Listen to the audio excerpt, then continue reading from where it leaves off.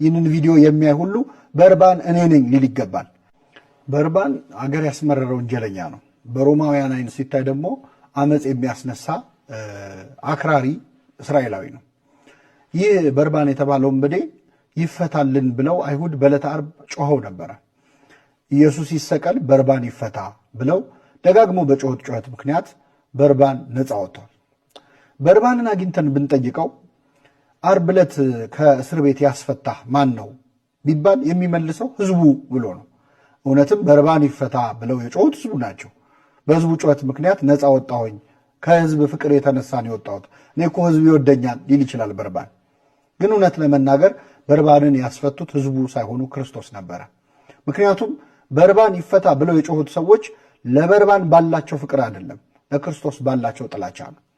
ክርስቶስ እንዲሰቀል ያላቸው ፍላጎት በርባን ካልተፈታልን እንዲሉ አደረጋቸው።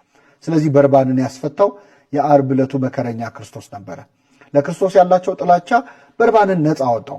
ክርስቶስ በዚያ ቀን የወረደበት መከራ ለበርባን ነፃነት ሆነ።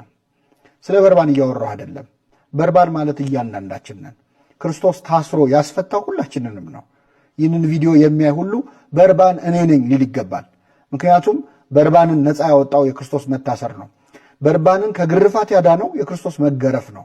ስለኛ መዳን መከራን የተቀበለ፣ ስለኛ ሕይወት ሞትን የተሸከመ፣ በእውነት ሕማማችንን ተሸክሟል፣ ደዌያችንን ተቀብሏል የተባለለት መድኃኒታችን ኢየሱስ ክርስቶስ ሲሆን በክርስቶስ መከራ ነፃ የወጣ ነው። በርባኖች ደግሞ ሁላችንም ነን። ዓርብ ዕለት ክርስቶስ ተገርፎ ስለነበረ በራሱ ደም ልብሱ ደም ሆኖ ነበር፣ ቀይ ሆኖ ነበር እና ቀሚስ ለምን ቀላ? የወይን ቦታ ላይ እንደሚረግጡ ሰዎች ቀሚስ ለምን ሆነ ይለው እና በጣም የሚከብደው ከክርስቶስ ከግርፋቱ በኋላ ልብሱን ይገፉት ነበር፣ መልሰው ያነሱት ነበር። ስለዚህ ልብሱ እየነጨ ነው ቁስሉን የሚነሳ እና ነቢዩ ኢሳያስ ይሄ ታይቶት ቀሚስ ለምን ቀላ፣ በወይን ስፍራ እንደሚሰሩ ሰዎች ለምን ሆነ አለው። ተጨነቀ ተሰቃየም ይላል። የክርስቶስን ጭንቀቱን ሁለት ቦታ ነው የምናገኘው መጽሐፍ ቅዱስ ላይ። አንደኛው ነቢዩ ኢሳያስ ነው፣ ሁለተኛው ዳዊት ነው። መዝሙር 68 ላይ ታነቡታላችሁ።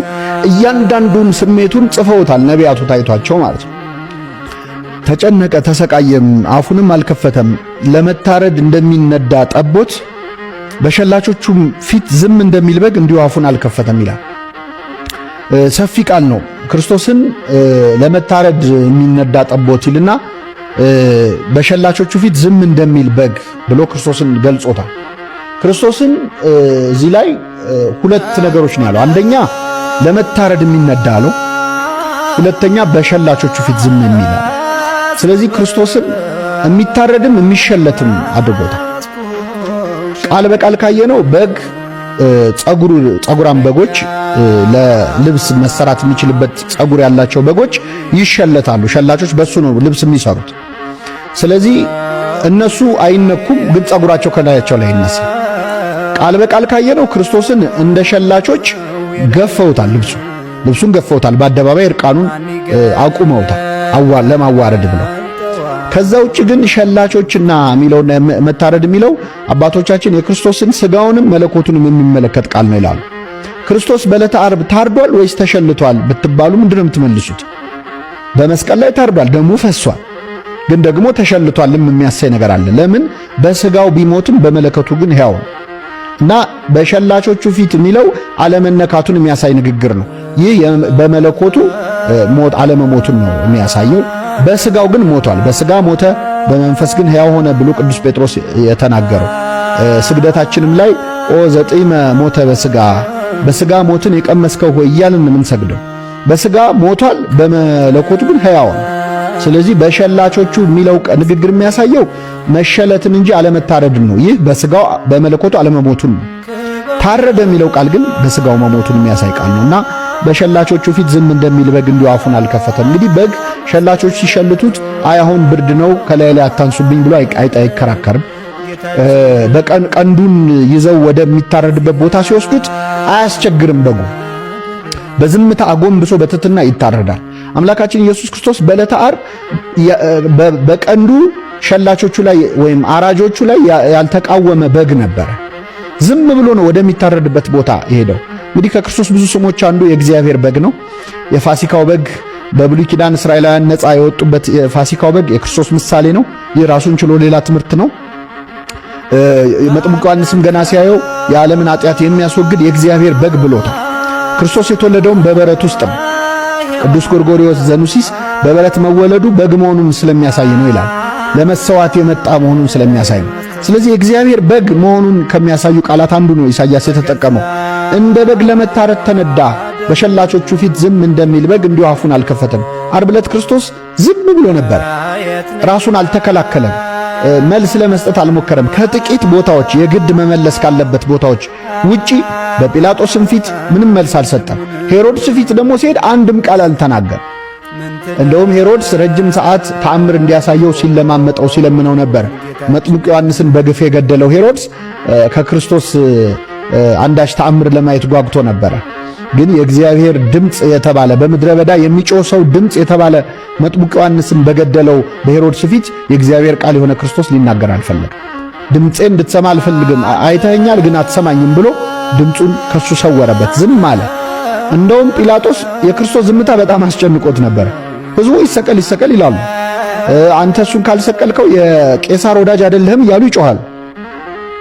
ክርስቶስ ግን ዝም ነው ያለው። ጲላጦስን ያስጨነቀው ከሕዝቡ ጩኸት ይልቅ የጌታ ዝምታ ነበር። የክርስቶስ ዝምታ ኃይል ያለው ዝምታ ስለሆነ ማለት ነው። እና በሸላቾቹ ፊት ዝም እንደሚል በግ እንዲሁ አፉን አልከፈተም፣ በማስጨነቅና በፍርድ ተወሰደ ይላል። አዎ ክርስቶስ አስጨንቀው በማይሆን ፍርድ ነው ወደ ሞት የወሰዱት። ይህንኑ ቃል የሐዋርያት ሥራ ምዕራፍ 8 ቁጥር 26 ላይ በውርደቱ ፍርዱ ተወገደ ብሎ ቅዱስ ሉቃስ ጽፎታል። ምን ማለት ነው? በትክክል ክርስቶስ እንደተመረመረው ከሆነ በነፃ ሊለቀቅ ይገባ ነበር።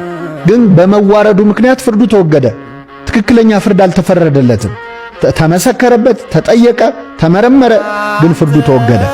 ኢሳይያስ ደግሞ በማስጨነቅና በፍርድ ተወሰደ፣ ስለ ሕዝቤ ኃጢአት ተመትቶ ከሕያዋን ምድር እንደተወገደ ከትውልዱ ማን አስተዋለ? ዓርብ ዕለት ክርስቶስ ከመደብደቡ የተነሳ ከመገረፉ የተነሳ በሾህ አክሊል ፊቱ በደም አበላ ከመሸፈኑ የተነሳ ውበቱ ቀርቶ መልክ ራሱ አልነበረው። የተሰቀለ ሥጋ ነበር የሚመስለው ክርስቶስ ዓርብ ዕለት። ለሚያየው ሰው ለማየት ያስጨንቅ ነበር። ስለዚህ ውበቱን ትታችሁት መልክ ራሱ የለውም። መልኩ ራሱ ጠፍቶ ነበረ ማለት ነው። መልክ የለውም፣ ውበትም የለውም ማለት ያምር ነበረ። ፊቱን ለማየት ሰዎች ይከተሉት ነበር። አዎ ዓርብ ዕለት ግን የክርስቶስ መልኩ ራሱ ጠፍቷል እና አልቦ ራእይ ወአልቦ ላህይ እይታ የሚታይ ነገር መልክ የለውም ውበትም የለውም አለ እና ዓርብ ዕለት አምላካችን ስለ ሁላችን ሲል ፊቱ ጠፍቶ ነበረ። በመገረፍ ብዛት ሥጋ የተሰቀለ ያህል ነበር የሚመስለው። ከመደብደቡ ብዛት፣ ከመድማቱ ብዛት፣ ፊቱ ከማበጡ ብዛት መልክ ራሱ የለውም፣ መልክና ውበት የለውም። ባየነው ጊዜ እንወደው ዘንድ ደም ግባት የለውም ማለት። ክርስቶስን አይተው የወደዱት ብዙዎች ነበሩ ከዚያ በፊት። ዓርብ ዕለት ግን ባየነው ጊዜ ተሰቅሎ በአደባባይ ባየነው ጊዜ እንወደው ዘንድ ደም ግባት የለውም። መልኩ ውበቱ ጠፍቶ ነበረ በዕለተ ዓርብ ከስቃዩ የተነሳ ይላል። የተናቀ ከሰውም የተጠላ የሕማም ሰው ደዌንም የሚያውቅ ነው ይላል። ክርስቶስ በዕለተ ዓርብ እንደተናቀው መቼም አልተናቀም። ከዛ በፊት ያከበሩ ሰዎች ነበሩ። አሳና እንጀራ አበርክቶ ባበላ ጊዜ ደስ ያላቸው ነበሩ፣ ጌታ ሆይ ያሉት ነበሩ። በዕለተ ዓርብ ግን የተናቀ ነበር። ማን ያልሰደበዋል? ዓርብ ዕለት ክርስቶስን ያልሰደበው ያልተፋበት ሰው የለም። ፊቱን እየሸፈኑ በጥፊ እየመቱ ተናገር ትንቢት ማን ነው የመታህ ሲሉት ነበር። ዓርብ ዕለት ለክርስቶስ ጉልበቱን ያላሳየ ሰው የለም። ሁሉም ንቀቱን አሳይቷል። ተራ በተራ ተሰልፈው ፊቱ ላይ ተፍተውበታል። ከመጥፋት በላይ ንቀት የለም። በነገራችን ላይ ሰው ላይ ፊት ላይ መጥፋት ማለት የመጨረሻው ንቀት ነው። ክርስቶስ ላይ ይወርዷል። ክርስቶስ እኮ በምራቁ አይን የሚያበራ ነበር። በምራቁ ለውሶ አይን የሚያበራ ፊቱ ላይ ተፍተውበታል። አንድም ጊዜም ፊቱን ዞር አላደረገም። ማለት ምራቁን ተጸይፎ ፊቱን ዞር አላደረገም እና የተናቀ ነበረ። የተጠላ በጣም ጠልተውት ነበር። የሚያሳዩት ጥላቻ በግል የሆነ ነገር የበደላቸው የሚመስል ነበር እና የተናቀ የተጠላ የሕማም ሰው የሐዘን የሕማም ሰው የስቃይ ሰው ነበረ ክርስቶስ። ደዌንም የሚያውቅ ነው ማለት ለምዶት ነበር መከራውን። በቃ ከመገረፉ ከመደብደቡ ከስቃዩ ብዛት የተነሳ ተላምዶት ነበር። ደዌንም የሚያውቅ ነው። ሰውም ፊቱን እንደሚሰውርበት የተናቀ ነው። እኛም አላከበር ነው ማለት ፊቱን የሚሰውርበት ማለት የሚያስጸይፍ ቁስል ስታይ ፊትህን ዞር ታረገል ለማየት ይከብደናል እኮ አይደል? የሆነ የሚያስጸይፍ ነገር። ስለዚህ ምን አለ? ሰው ፊቱን እንደሚሰውርበት የተናቀ ነው። ወደዚህ ዞር ይሉ ነበር ሰዎች። ማየት ይሰቅቃቸው ነበር፣ ይጨንቅ ነበር እና ለማየት እስኪከብድ ድረስ በዕለተ ዓርብ ክርስቶስ ግርፋትን ስቃይን ተቀብሏል ማለት ነው። ክርስቶስ እኛን ከጻድቃን ጋር እኛን ከቅዱሳን ጋር ሊደምረን እሱ ከጻድቃን ጋር ሳይሆን ከኃጢአተኞች ጋር ተቆጠረ። ስለሱ ከወንበዴዎች መሃል የተቆጠረው ለምንድን ነው ካላችሁ እኛን ከጻድቃን ጋር እንድንቆጠር ለማድረግ። በነገራችን ላይ ክርስቶስ እሱ ስለኛ ስለተሰቀለ እኛ ስለሱ ብለን እንድንሰቀል አይፈልግም። እሱ ለኛ ብሎ ስለሞተ እኛ ለሱ እንድንሞት አይፈልግም። እሱ ሞቶልሃል፣ አንተ ለሱ ብለን ኑርለት ነው። እሱ ሞቶልሃል፣ አንተ በሕይወት ኑርለት፣ ከኃጢአት ተለይለት። እሱ ስላንተ ብሎ ከኃጢአተኞች ጋር ተቆጥሯል። አንተ ለሱ ብለህ ከኃጢአተኞች ቁጥር ውጣ፣ ከሰካራሞች ቁጥር ውጣ፣ ከወንጀለኞች ቁጥር ውጣ። ይሄ ነው የእግዚአብሔር ሐሳብ።